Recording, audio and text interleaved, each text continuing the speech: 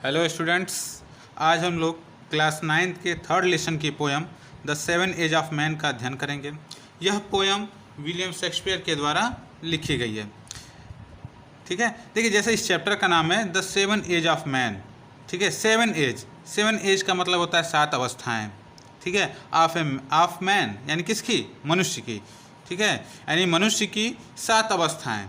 ठीक है, मनुष्य की 7 अवस्थाएं। तो पोएट वो कहता है कि जो मनुष्य है, जो पुरुष है चाहे स्त्री है, उसकी अवस्था जो भी है वह 7 भागों में बांटी गई है।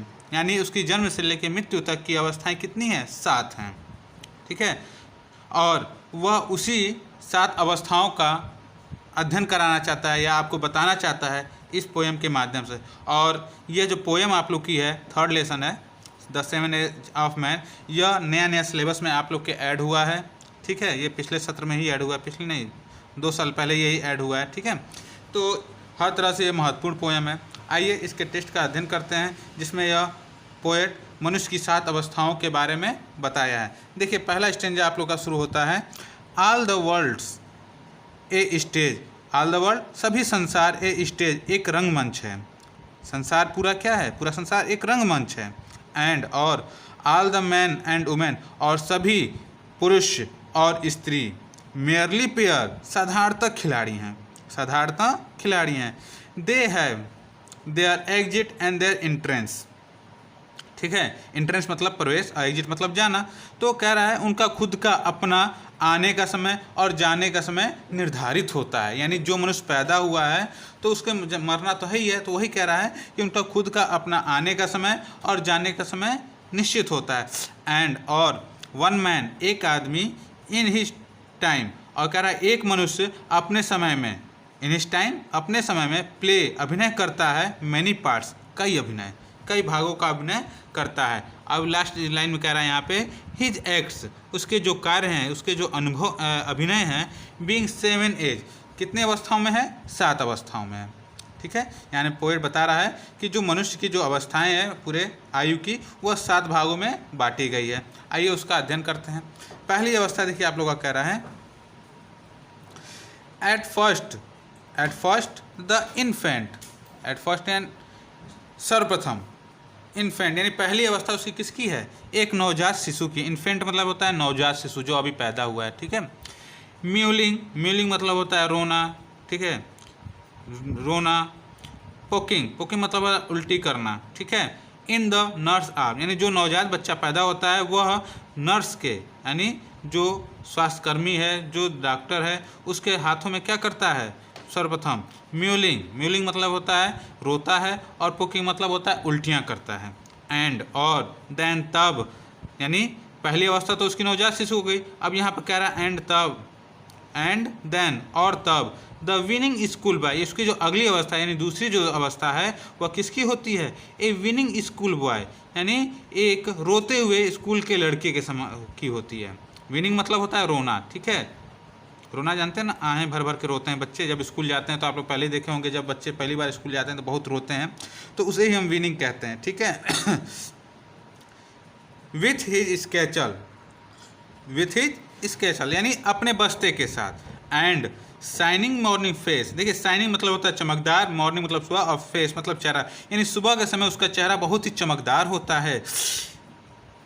क्रिकिंग लाइक ए स्नेल, और क्रिकिंग मतलब होता है रेंगना, लाइक ए स्नेल किसके समान? घेंगा। स्नेल मतलब होता है घेंगा। ठीक है, स्नेल मतलब क्या होता है? घेंगा।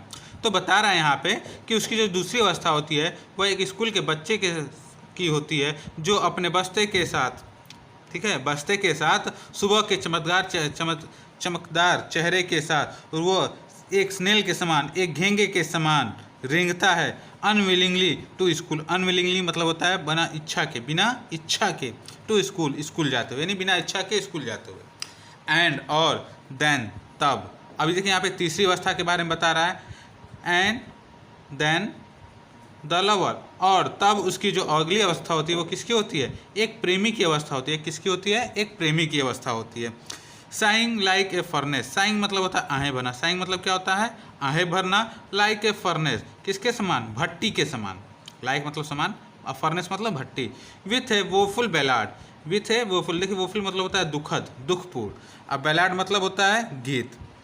Made to his mistress, mistress मतलब होता है प्रेमिका, यानी उसकी जो प्रेमिका है उसके बारे में बता रहा है। आईब्रो, आईब्रो मतलब होता है भवें। तो कहने का मतलब यहाँ पे उसकी जो अगली अवस्था होती है वह एक प्रेमी की अवस्था होती है, जो फर्नेस, यानी फर्नेस मतलब आपका होता है भट्टी, भट्टी के समान आहें भरता है। और with a woeful ballad made his mistress eyebrow, और अपने मिस्ट्रेस, अपने प्रेमिका के आईब्रो की याद में वह एक दुखपूर्ण गीत गाता है, यह दुख की क्या नाम गीत की रचना करता है। ठीक है, चलिए अगले स्टेंजा में चलते हैं। यहाँ पे कह रहा है देन, तब। अब अगली अवस्था उसकी है, ठीक है, जो अगली अवस्था यानी प्रेमी के बाद की अवस्था उसकी कौन सी आती है? देन ए सोल्जर, उसकी अवस्था एक होती है एक सैनिक की, full of strange oath, oath मतलब होता है शपथ, ओथ मतलब क्या होता है? शपथ या प्रतिज्ञा। तो फुल ऑफ स्ट्रेंज, जो भरा होता है स्ट्रेंज, स्ट्रेंज मतलब विभिन्न प्रकार की ओथ, प्रतिज्ञाओं से।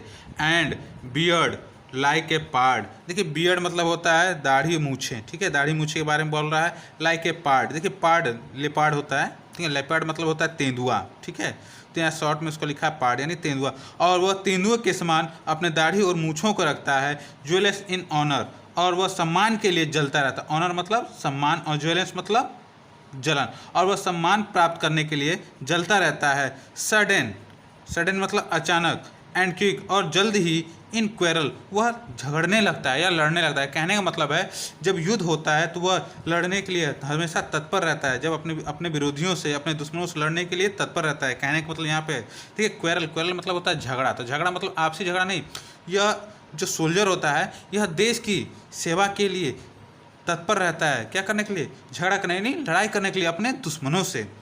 सीकिंग, और खोजता है, सीकिंग मतलब खोजना। The bubble reputation, bubble, bubble मतलब होता है बुलबुला, और रेपुटेशन मतलब होता है सम्मान, यानी बबल रेपुटेशन मतलब होता है क्षण मात्र का सम्मान। ठीक है, बबल आप लोग जानते हो कि जब बबल पानी में उठता है तो तुरंत क्या होता है? फूट जाता है, नष्ट हो जाता है। वही बबल रेपुटेशन मतलब होता है क्षण मात्र के सम्मान के लिए, वह क्षण मात्र का सम्मान खोजता है। इवन प्राय in the cannon mouth, cannon मतलब होता है तोप, कैनन मतलब क्या होता है? तोप होता है, ठीक है, तोप। माउथ, यद्यपि वह किस पे रहता है? कैनन माउथ, कैनन माउथ मतलब होता है तोप के मुंह के सामने, यद्यपि वह तोप के मुंह के सामने रहता है। कैनन माउथ यानी कहने का मतलब यहाँ पे है कि वह अपने बबल रेपुटेशन यानी क्षणिक सम्मान के लिए, वो क्षणिक सम्मान के लिए वो क्या करता है? तुरंत लड़ने के लिए तैयार रहता है, ठीक है, यानी वह तोप के मुंह के पर रहता है, यानी कभी भी अपने क्षणिक सम्मान के लिए वो किसी से भी लड़ लेगा, किसी से भी अपना प्रतिद्वंद कर लेगा, ठीक है। आई होप ये आप लोग को समझ में आया होगा। आइए चलते हैं नेक्स्ट स्टेंजा में। अगला स्टेंजा यहाँ से आपका एंड, और, देन, तब, द जस्टिस, यानी उसकी जो अब इसके बाद यानी सोल्जर के बाद उसकी अगली अवस्था एक जस्टिस की होती है, एक न्यायाधीश की होती है। देखिए न्यायाधीश का कहने का मतलब होता है एक बुद्धिजीवी व्यक्ति, ठीक है, ऐसा बुद्धिजीवी व्यक्ति जो हर समय बुद्धिमत्ता की बातें करता है। किसकी बातें करता है? बुद्धिमत्ता की बातें करता है, अच्छी अच्छी विचार बताता है, अच्छी अच्छी सोच बताता है, अच्छे अच्छे कार्य बताता है, ठीक है, हर समय अच्छी बातें कहने को करता है। इन फेयर राउंड बेली, देखिए बेली, बेली मतलब होता है पेट, तो कह रहा है उसका जो पेट होता है वह क्या होता है? गोल हो जाता है, राउंड मतलब गोल, उसका पेट होता है गोल मटोल हो जाता है। विथ गुड कैपॉन लाइन, देखिए गुड, गुड मतलब अच्छा, कैपॉन मतलब होता है खाना पीना यानी खाते पीते, लाइन, ठीक है, लाइन मतलब दरारें होती हैं, ठीक है, लेकिन एक तरह आप लोग देखिए गुड कैपॉन लाइन मतलब होता है खाते पीते मुर्गे के समान, ठीक है। जो आपको मुर्गा आप लोग देखे होंगे, वो मुर्गा क्या होता है जब खाता पीता बहुत ज़्यादा क्या होता है? मोटा हो जाता है, ठीक है, तो उसी तरह उसके जो पेट होते हैं वह खाते पीते रहने के कारण वो क्या होता है? बहुत गोल मोटोल हो जाता है। हिज आइज, उसकी आंखें, सीवर, सीवर मतलब होता है अनुभव से योग्य होना, ठीक है, अनुभवी होना, ठीक है, तो उसकी जो आंखें होती है वो बहुत ही अनुभवी होती हैं, ठीक है, उसकी आंखें क्या होती है? क्योंकि वो तमाम स्टेज प्ले कर चुका होता है, तमाम स्टेज से गुजर चुका होता है, तो वह उसके अंदर बहुत से अनुभव आ जाता है। तो वही कह रहा है विथ आइज सिवर, और उसकी जो आंखें होती हैं वो बहुत ही अनुभवी हो जाती हैं। एंड, और बियर्ड ऑफ फॉर्मल कट, और जो वो बियर्ड होता है, जो अपनी मूछें हैं वो कैसा रखता है? फॉर्मल कट, साधारण रूप में रखता है, यानी वो अपनी मूछों को किस में रख लेता है? साधारण। जब ये न्यायाधीश के यानी एक प्रतिष्ठित व्यक्ति के रूप में उसकी जो भूमिका हो जाती है तो अपनी दाढ़ी को कैसा लगता है? मूछों को कैसा लगता है? फॉर्मल रख लेता है, ठीक है, साधारण रख लेता है।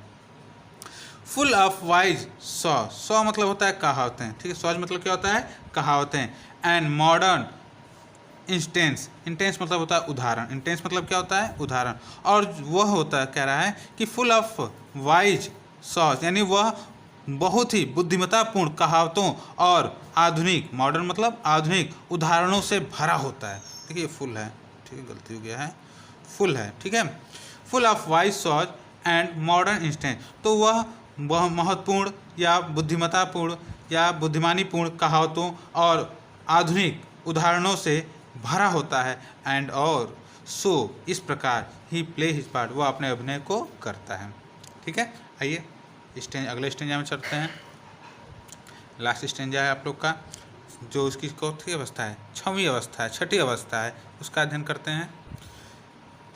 द सिक्स्थ एज, जो छठी अवस्था है, शिफ्ट मतलब होता है परिवर्तित होना, ठीक है, एक स्थान से दूसरे स्थान जाना, तो उसकी छठी अवस्था है वह परिवर्तित हो जाती है इनटू द लीन मतलब होता है कमज़ोर, ठीक है, एंड स्लीपर्ड मतलब होता है चप्पल पहने हुए, और पेंटालून मतलब होता है ढीले ढाले वस्त्र। तो कह रही उसकी जो छठी अवस्था होती है वह एक कमज़ोर चप्पल पहने हुए और ढीले ढाले वस्त्र पहने हुए व्यक्ति में तब्दील हो जाती है, with a spectacle on a nose, जिसके नाक पर चश्मा होता है, एंड और पाउच ऑन साइड, और उसके बगल में एक थैली होती है। देखिए पाउच ऑन साइड का मतलब बगल में थैली होना, ठीक है, और कहीं कहीं किताब में आप लोग के दे रखा है कि उसके जो चेहरे की मांस है, जो चमड़ियाँ हैं वो क्या हो चुकी हैं, झूल चुकी हैं। तो कहने का मतलब है यहाँ पे आप ये भी ले सकते हैं कि विथ स्कैप्टल्स ऑन नोज, उसकी नाकों पर चश्मे होते हैं, एंड पाउच ऑन साइड यानी उसकी जो चमड़ियाँ हैं, उसके शरीर की जो चमड़ियाँ हैं वो क्या हो चुकी हैं, झूल चुकी हैं, ठीक है, जो भी आप लोग रख सकते हैं। तो समान से इसका अर्थ यही होगा कि वो बगल में क्या रखा हुआ है, थैला रखता है, ठीक है।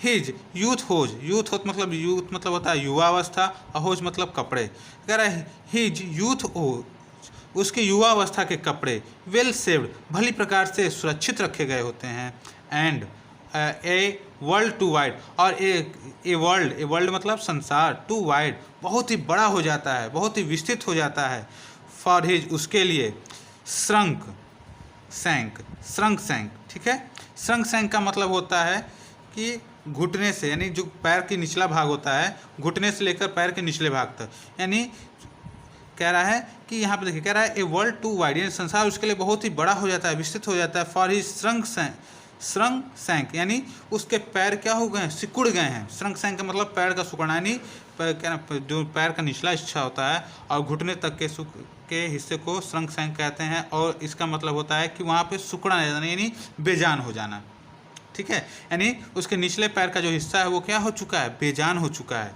इसलिए वो कहीं आ जा नहीं सकता है, कहीं चल नहीं सकता है, इसलिए संसार क्या है उसके लिए बहुत ही विस्तृत है, बहुत ही बड़ा है, एंड और हिज बिग मेनली वॉइस, और उसकी बड़ी तेज आवाज़, उसकी जो बड़ी मेनली मतलब होता है जो तेज आवाज़, जो बड़ी आवाज़ थी, टर्निंग बदल जाती है अगेन दोबारा, टुवार्ड द चाइल्डिश बच्चे के समान, ट्रेबल यानी ये यहाँ पे कॉमा है, ट्रेबल मतलब होता है तेज, यानी एक छोटे से बच्चे के समान तेज आवाज़ में उसकी आवाज़ जो भारी भरकम आवाज़ होती है वो किस में बदल जाती है, एक छोटे से बच्चे के समान बदल जाती है।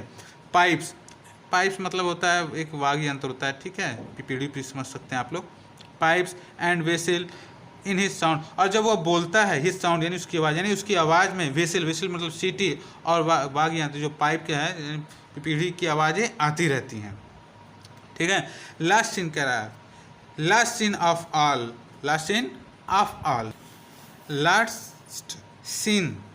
ऑल, तो कह रहा है यह जो अब जो अवस्था के बारे में बताने जा रहा है यह उसकी सबसे अंतिम अवस्था होती है, दैट इंड्स जो ख़त्म कर देती है, दिस स्ट्रेंज इस विचित्र, इवेंटफुल मतलब घटना, ठीक है, घटना, हिस्ट्री इतिहास, यानी कह रहा है कि ये जो अंतिम अवस्था, यह जो अवस्था है जो अंतिम अवस्था होती है उसके सभी घटनाओं को, स्ट्रेंज विचित्र घटनाओं के इतिहास को क्या कर देती है, ख़त्म कर देती है। कहने का मतलब होता है वो ऐसी अवस्था में चला जाता है अपने किए गए कार्यों को ही वो क्या हो जाता है, भूल जाता है।